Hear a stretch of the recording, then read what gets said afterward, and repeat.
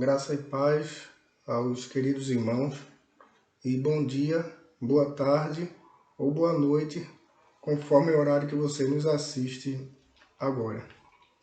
Bem, irmãos, o título de nossa lição de hoje é O Cristão e a Segurança quanto ao Futuro. E pensando nesse tema, nós já lembramos que desde muito cedo, até na nossa infância, nós ouvimos falar de poupança, nós ouvimos falar de investimentos dos mais variados possíveis, que trazem para nós a ideia de preparar um futuro melhor.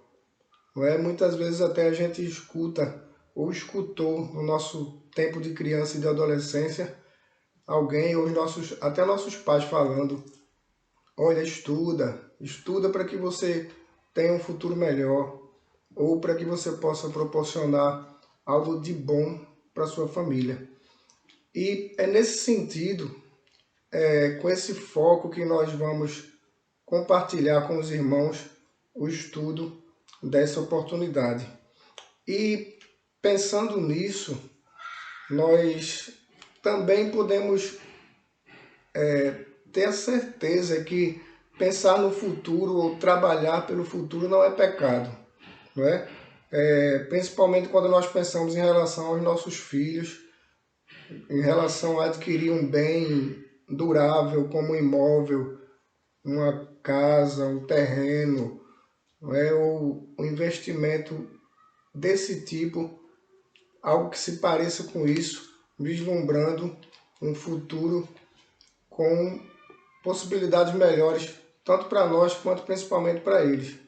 Mas nós vimos, ou podemos ver, a partir do capítulo 6 de Mateus, que é o texto base desse estudo de hoje, a partir do verso 19 ao verso 34, que o Senhor Jesus traz algumas advertências quanto a isso.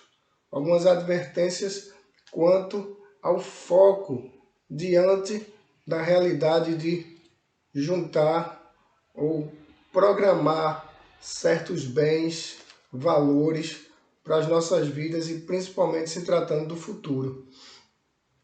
Então, nós estamos em uma pequena seção do Grande Sermão do Monte, que começa a partir do capítulo 5 de Mateus.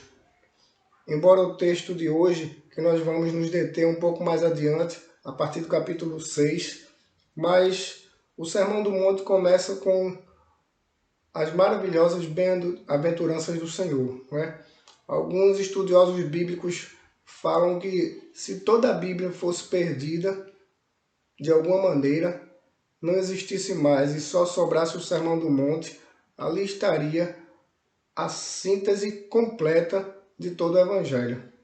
E realmente esse sermão traz ensinamentos preciosos, valiosos e eternos para a vivência, para a fé e para a prática cristã de todo aquele que deseja de fato ser discípulo do Senhor. Mas vamos adiante. O Sermão do Monte, o Sermão do Monte começa com as bem-aventuranças, fala sobre responsabilidades do cristão em ser sal e luz, responsabilidade essa que se constitui também em um grande privilégio de ser sal e luz por onde quer que nós formos e com quem quer que seja que venhamos a nos relacionar, ser pessoas distintas, pessoas diferentes, não melhores, mas diferentes para a glória de Deus, em seus comportamentos, em suas palavras, em suas atitudes, em suas reações principalmente e em suas intenções. O Senhor ensina também a oração modelo, que é a oração do Pai Nosso. A oração que trata a ideia de como se achegar ao Pai, colocando as intenções certas, as palavras corretas e os pensamentos oportunos em relação a toda essa realidade de quem é o Pai, de quem somos nós e de como nós nos devamos nos achegar a Ele, para conversarmos com Ele em oração. E o Senhor Jesus também traz uma série de ensinamentos e advertências durante todo esse Sermão do Monte, que serve de fato para a nossa vida diária como cristãos, como pessoas que levam o seu nome, o nome de cristãos. Mas hoje nós vamos nos deter em Mateus capítulo 6, versos 19 e 21, onde está escrito o seguinte: Não acumuleis para vós outros tesouros na terra, onde a traça e a ferrugem destrói, e onde os ladrões arrombam para roubar. Mas ajuntai para vós outros tesouros no céu, onde a traça nem a ferrugem podem destruir, e onde os ladrões não arrombam e roubam. Porque onde estiver o teu tesouro, aí também estará o teu coração. É bom de início nós distinguirmos que nos dois primeiros versos, o 19 e o 20, o Senhor deixa bem claro, ele distingue dois estilos de vida aqui. Primeiro, aqueles que ajuntam tesouros neste mundo e aqueles que procuram ajuntar os tesouros celestiais. Então, ele distingue aqui dois tipos de pessoas que existem entre nós, que convivem conosco, que convivem nos nossos relacionamentos. Pessoas que fazem escolhas, e duas escolhas distintas, como o Senhor coloca aqui. Mas a advertência do Senhor, no verso 19, é: não acumuleis tesouros na terra. Então, essa primeira advertência, ou ao iniciar esse discurso, eu imagino o Senhor dando uma ênfase maior a essa parte do discurso, do Sermão do Monte. Eu imagino o Senhor como que fazendo sinal para que todos ficassem ou tivessem mais atenção, para que se fizessem silêncio absoluto, para que todos pudessem escutar a sua voz.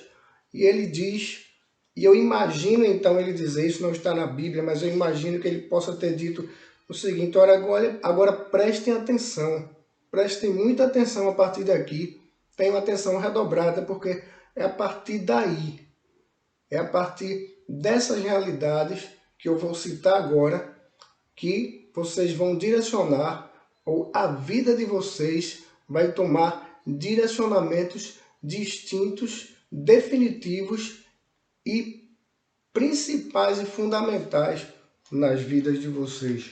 Então é como se o Senhor Jesus estivesse dizendo: tenham cuidado, tenham todo o cuidado onde vocês irão colocar os seus corações. Cuidado, porque é no seu tesouro que vai estar o seu foco, o foco da sua vida. Aquele foco pelo qual você vai se dedicar de todo o seu coração. Interessante que na cultura judaica havia uma relação por parte do pensamento judaico de que a riqueza, o acúmulo de bens, era a aprovação de Deus e ao mesmo tempo a bênção de Deus sobre as vidas dos seus servos. Mas o Senhor Jesus traz uma outra perspectiva aqui. Ele traz a perspectiva da prioridade naquilo que é o nosso tesouro. Então, é naquilo que você elegeu como tesouro na sua vida que vai estar a sua prioridade. Vai estar a sua prioridade direcionada para isso que você atribui tanto valor. Então, a sua inteligência vai estar voltada para o seu tesouro, a sua força vai estar voltada para o seu tesouro, as suas emoções vão estar inevitavelmente voltadas para esse tesouro.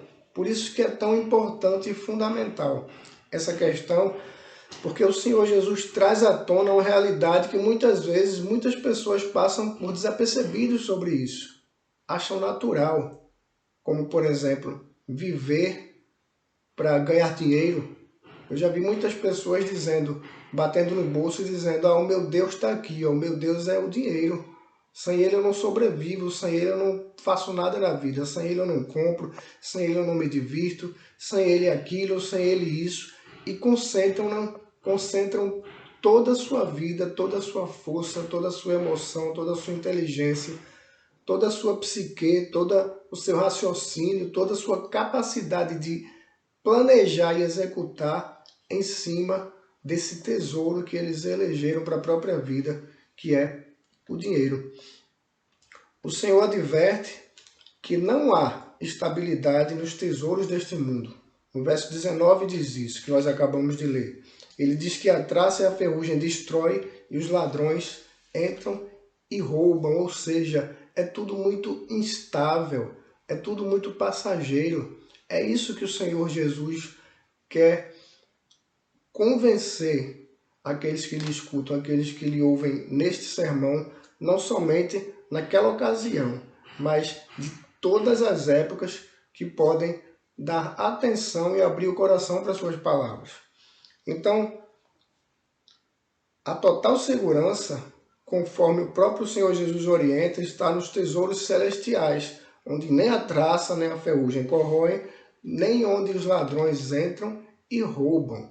Então, irmãos, pensando nessa realidade, esses tesouros são tão fúteis, são tão passageiros, que quando não são eles que vão embora e que se desfazem nas nossas vidas, somos nós que vamos e deixamos tudo.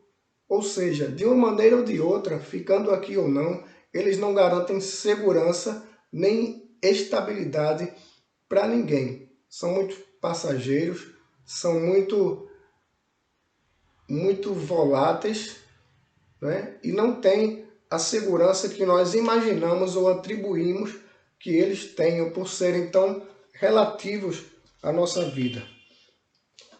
A minha vida sempre estará ligada e entrelaçada e profundamente envolvida naquilo que eu considero o meu tesouro.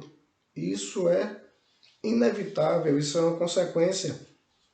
No verso 21, o Senhor diz, porque onde estiver o teu tesouro, aí também estará o teu coração. E agora cabe uma pergunta pertinente para a minha vida e também para a sua vida.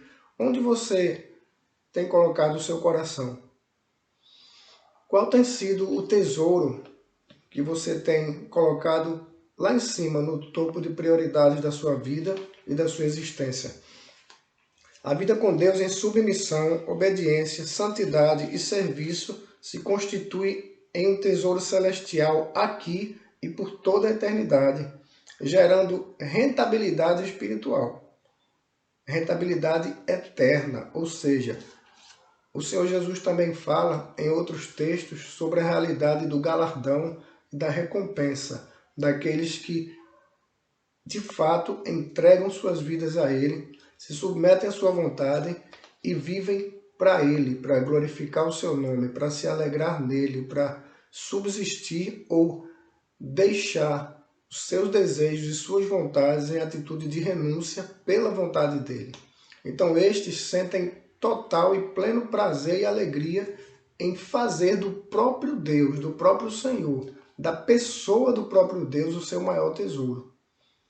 Então, isso me lembra outra parábola, uma outra passagem bíblica, onde um homem encontra uma pérola de valor inestimável em um determinado terreno.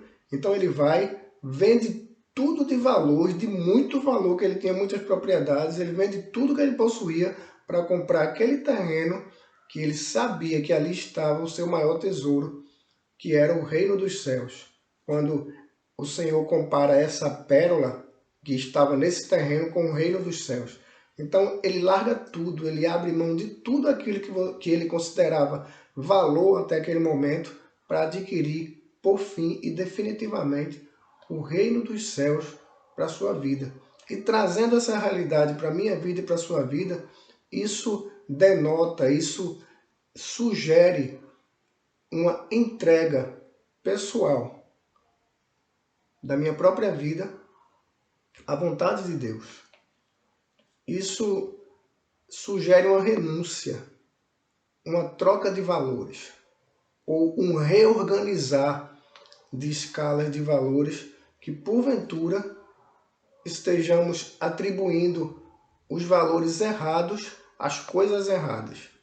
Nós estejamos diminuindo algumas coisas que precisam estar lá em cima e colocando lá em cima coisas que precisam estar lá embaixo, quando nós nos referimos a valores comparado ao valor inestimável e incalculável que são os valores dos tesouros celestiais que o Senhor enfatiza aqui.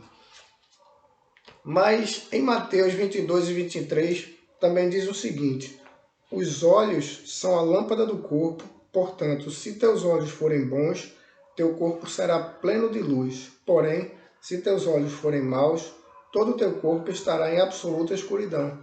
Por isso, se a luz que está em ti são trevas, quão tremendas são essas trevas. Então, a questão aqui é olhar para essa realidade dos olhos, do olhar, que traz trevas ou luz para o próprio corpo, como sendo os olhos os órgãos principais e determinantes em nossas escolhas, nas escolhas que fazemos no dia a dia, nas escolhas que fazemos diariamente.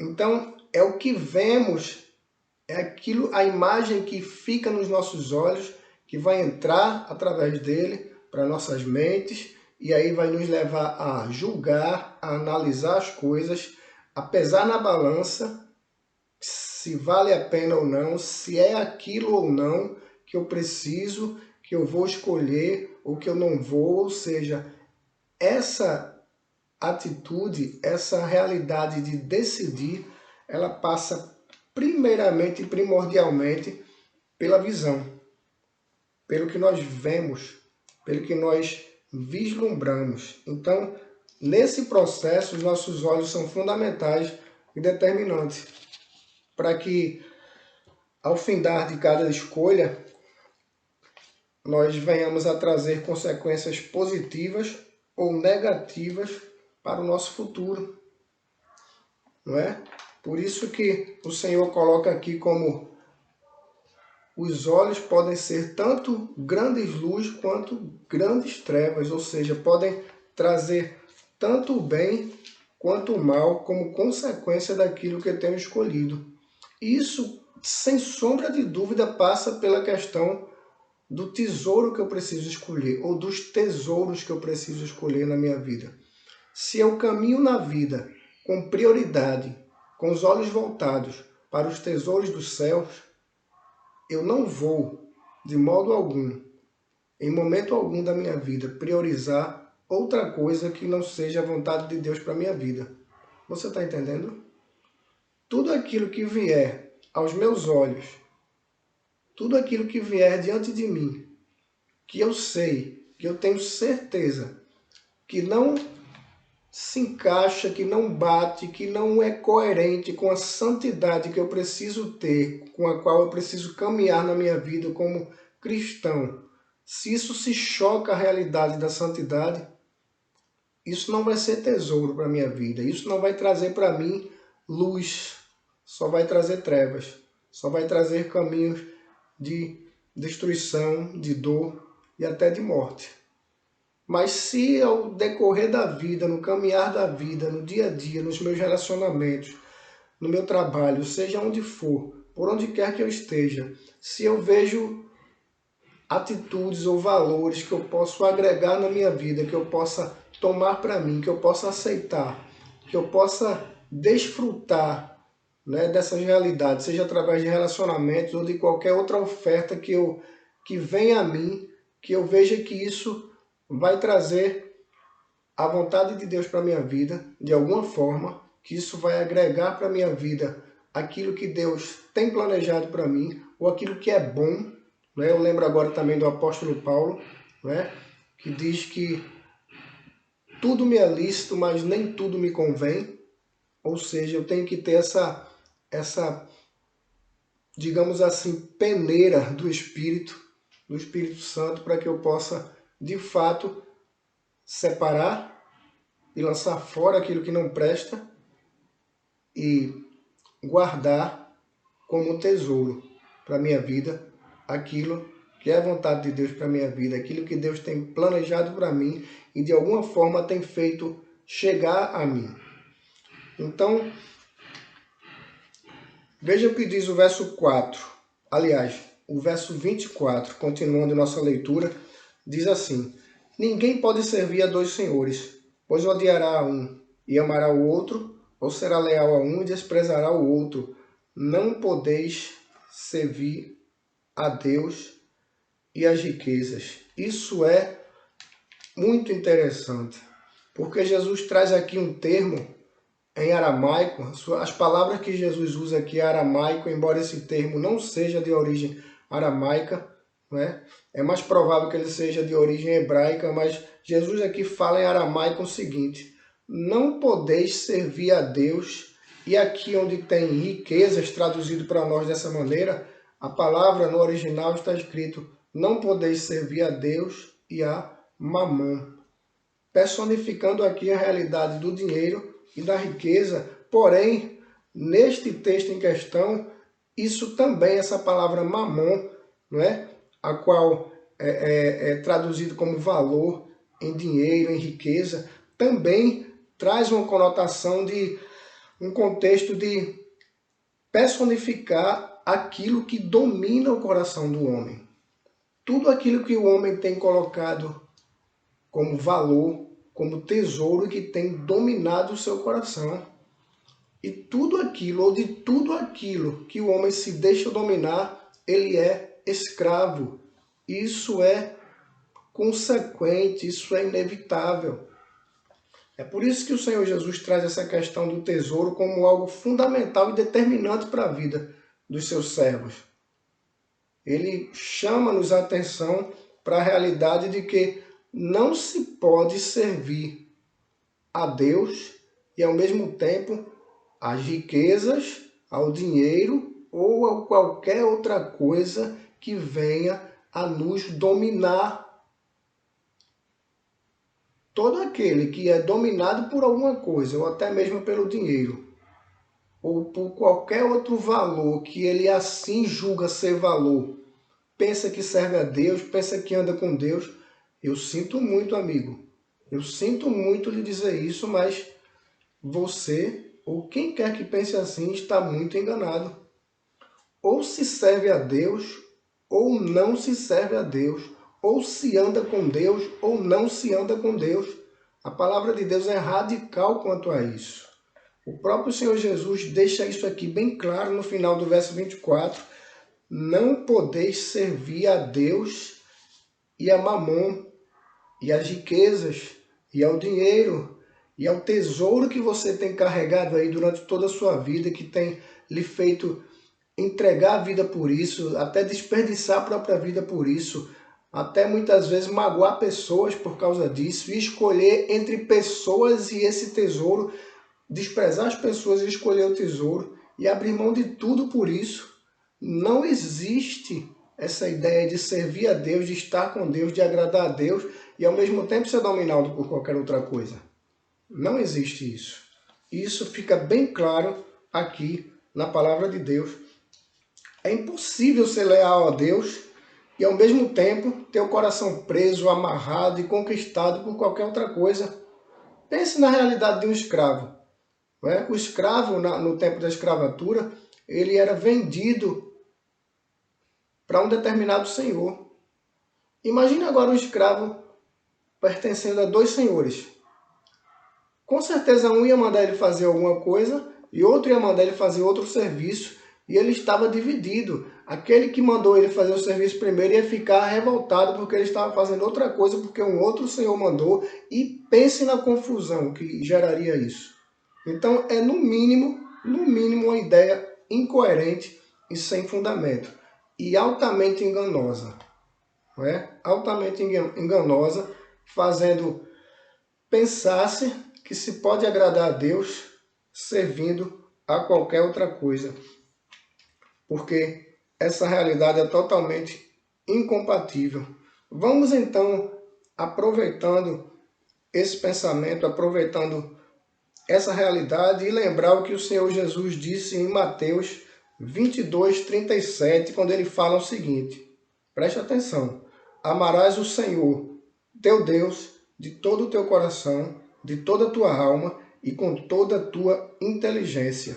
Jesus aqui está citando um texto de Deuteronômio, capítulo 6, verso 5, onde ele sintetiza, ele resume toda a lei em 2 mandamentos, que foi esse: amarás o Senhor teu Deus como nós lemos aqui, de todo o teu coração, de toda a tua alma e com toda a tua inteligência. E ele complementa com o segundo mandamento que diz: e amarás ao teu próximo como a ti mesmo. Mas o verbo aqui, traduzido por amarás, não é filo, ou aliás, não é filéu, né? Aquele amor, aquela afeição entre amigos, não é isso. Mas o verbo aqui, traduzido por amarás, é nada mais, nada menos que o termo grego agapau. Agapau, que quer dizer, que traduz a dedicação absoluta a alguém determinado. A dedicação como uma obrigação determinada a alguém. É isso que o Senhor Jesus, essa realidade que o Senhor Jesus quer trazer. O amor a Deus em absoluto, o amor a Deus integral, o amor a Deus exclusivo. Esse é o amor que o Senhor Jesus traduz aqui como amor exclusivo e indivisível, ou seja, eu não posso de maneira nenhuma amar a Deus e a qualquer outra coisa no mesmo nível, no mesmo patamar que eu amo a Deus. Então, esse é o tipo de amor que Deus espera dos seus filhos. O amor devotado, o amor livre, desimpedido e exclusivo também. Tudo, ou aliás, tendo a pessoa de Deus como alvo desse amor, traduzido aqui como aquele amor exclusivo e voltado para a pessoa do único Deus verdadeiro, fazendo dele mesmo nosso maior tesouro. O tesouro que está acima de todos os bens e valores que eu tenho atribuído a qualquer outra coisa aqui nesse mundo. O amor que não busca interesses próprios. É esse tipo de amor. Lembra de Judas Iscariotes? Dominado pela cobiça, dominado pela avareza por toda a sua vida. E por ironia, por assim dizer, ele era até tesoureiro, né, do grupo do Senhor lá, dos discípulos. E a Bíblia cita que vez por outra ele colocava a mão lá na bolsa para tirar algum valor para si, né? Ou seja, ele roubava. E o que é que aconteceu com Judas? Ele, de discípulo do Senhor, ele se tornou traidor do Senhor. Por algumas poucas moedas, ele entrega a vida do Senhor para ser morto, para ser crucificado. E lembram também de Ananias e Safira? Outra realidade triste de alguém que demonstrava, ou alguém que insinuava para as outras pessoas serem servos fiéis, servos piedosos, mas escondiam uma cobiça maligna, escondiam uma cobiça fingindo ou passando uma falsa imagem de ser crentes no Senhor, mas tudo mera aparência. Quando tentaram enganar a Deus, mentir ao Espírito Santo de Deus, e vejam o fim deles, tanto Judas quanto Ananias e Safiras tiveram um triste fim, foram mortos pela pura desobediência ao Senhor. Mas veja esses exemplos tristes, esses exemplos trágicos desses dois, como que um caminho que eles vão traçando que vai levando-os cada vez para baixo e para longe de Deus, até desembocar na tragédia final. É assim o caminho de todo aquele que coloca na sua vida e no seu coração qualquer outra coisa, qualquer outro tesouro, qualquer outro ídolo, digamos assim, que passa a ser um ídolo, aquele que é reverenciado, aquele que é de certa forma adorado, no qual se coloca toda a prioridade, todo o amor, todo o desejo, toda a força, toda a inteligência e todo o ser. Esse ídolo, então, leva essas pessoas a esse triste fim. O fim maior, que é o afastamento de Deus e, consequentemente, da destruição de si próprio. É uma descida, uma desembocada, uma queda fatal, sem fim e muitas vezes sem volta, infelizmente. preferiam amar e confiar no dinheiro e se afastar do Senhor. Suas escolhas diárias, assim como a minha, nossas escolhas diárias vão refletir, evidentemente, aquilo em que eu e você temos colocado a nossa confiança. Escolher em quem ou no que confiar é uma escolha pessoal. É uma escolha pessoal que eu e você fazemos todos os dias. Evidenciamos para os outros e para o próprio Deus todos os dias quem ou o que tem sido nosso tesouro em nossa vida, em nossa existência. O Senhor Jesus nos convida então a confiar toda a nossa vida e futuro às mãos do Pai. E pensando ainda nessa perspectiva de tesouro, de eleger ou de viver debaixo do poder daquele que nós temos colocado como tesouro em nossas vidas, o Senhor mais uma vez traz verdades maravilhosas que têm a ver com a nossa vivência diária, com a nossa própria vida, mas sobretudo com as nossas necessidades, com a nossa necessidade fundamental de confiar tão somente em Deus.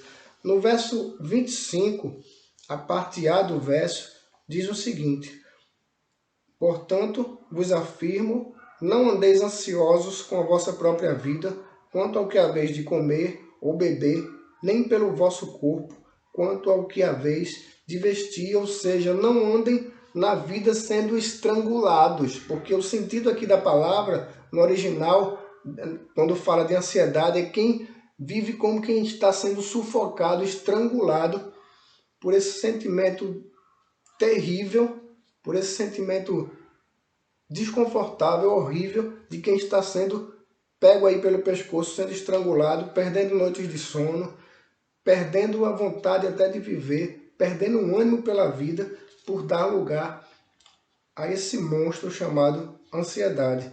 No verso 25, o mesmo verso, a parte B, ele diz o seguinte: não é a vida mais do que o alimento e o corpo mais do que as roupas? Ou seja, o que o Senhor coloca em ordem aqui, o Senhor está colocando em ordem aqui e atribuindo valor superior à vida humana em relação aos bens materiais. E você vai ver durante vários versos a seguir o Senhor colocando a mesma ideia, que nós, como seus filhos, o ser humano em si, é muito mais valioso para Deus do que qualquer outra coisa que ele venha escolher ou colocar como fundamental ou tesouro na sua própria vida. No verso 26 diz: contemplai as aves do céu, não semeiam, não colhem, nem armazenam em celeiros, contudo vosso Pai Celestial as sustenta. Não tendes vós muito mais valor do que as aves? Ou seja, há uma chamada à contemplação, mas contemplação de quê? Contemplar o quê?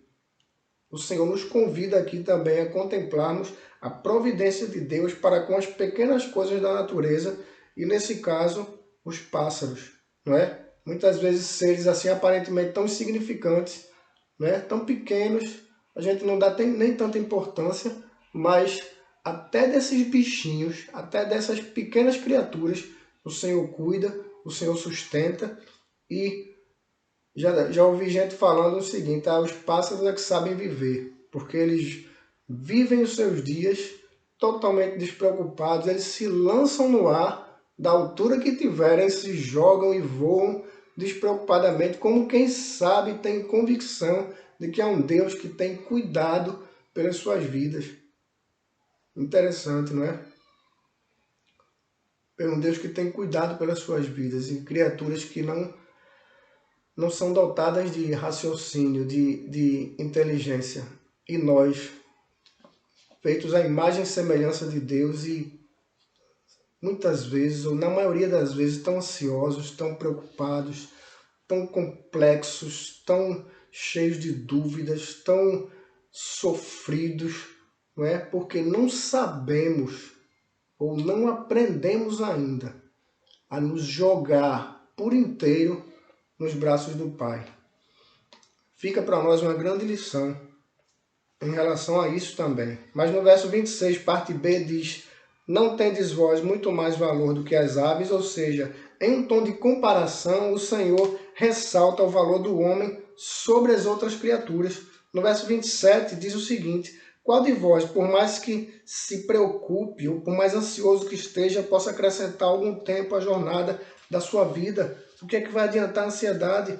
A ansiedade e preocupação não vai amenizar ou acrescentar em nada no nosso dia a dia, no nosso pensamento, não vai melhorar em nada nossas emoções, pelo contrário, né? A medida aqui colocada aqui no original fala do côvado, né? Qual de vós pode acrescentar um côvado à sua existência? Um côvado, ele variava o seu tamanho de acordo com a localidade, né? Lá o lado da Palestina, por exemplo, lá em Jerusalém, era em torno de 44 centímetros e meio, podendo ser arredondado para 45. Ou seja, isso traduzido aqui, o Senhor Jesus também está colocando isso aqui como tempo de vida, tempo de existência. Ou seja, qual é a ansiedade que você pode ter? O que é que a ansiedade vai lhe ajudar para que você tenha um pouco mais de vida, para solucionar os seus problemas, para poder resolver o que precisa ser resolvido, para acabar com as pendências, enfim.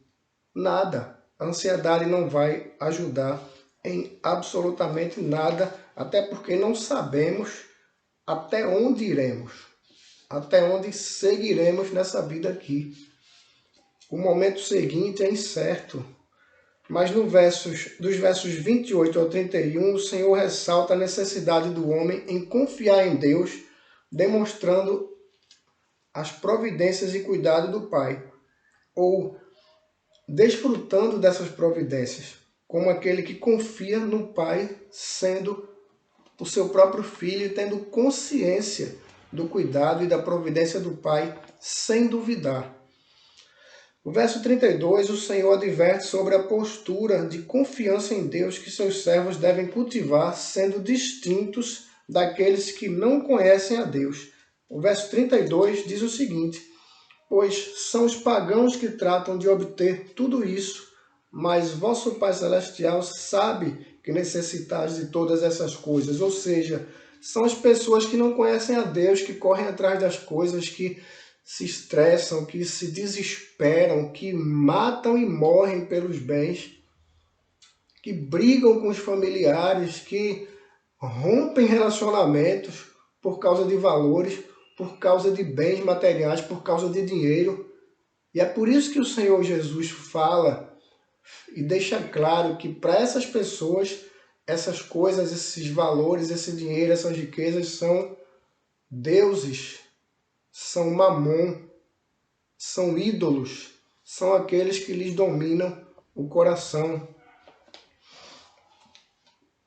Mas finalmente, no verso 33, há uma declaração maravilhosa e um conselho final para mim e para a sua vida, para que de fato o Senhor e o seu reino sejam o nosso tesouro. Ele diz: buscai assim em primeiro lugar o reino de Deus e a sua justiça, e todas essas coisas vos serão acrescentadas. É isso que o Senhor deseja que eu e você façamos a cada dia. O Senhor aponta-nos o alvo maior, o tesouro eterno, onde nós precisamos pôr nossos olhos e também os nossos corações. E a última palavra de hoje, a palavra final do Senhor para mim e para a sua vida, é aquela que se encontra no verso 34, que diz o seguinte: portanto, não vos preocupeis com o dia de amanhã, pois o amanhã trará suas próprias preocupações ou o seu mal, dependendo da sua tradução aí. Mas é suficiente o mal que cada dia traz em si mesmo. Ou seja, o que é que o Senhor está dizendo aqui para mim e para você? Que confiando no Senhor, confiando em Deus e buscando a cada dia os seus tesouros, a sua vontade, a devoção de todo o nosso coração a Ele, em humildade, em adoração, em santidade, em serviço, nós podemos assim então ter a capacidade de viver um dia de cada vez. um dia após o outro, confiando no cuidado, na providência e na graça do nosso Deus. Vivendo hoje, deixando o amanhã para amanhã e entregando ao mesmo tempo esse amanhã para Deus. O meu desejo, a minha oração é que Deus nos abençoe, abençoe a sua vida, para que a cada dia eu e você possamos de fato dar valor e prioridade ao maior tesouro da nossa vida e da nossa existência enquanto seres humanos e servos de Deus, que é o seu reino e a sua vontade em nossas vidas, que Ele nos ajude e nos abençoe. Amém.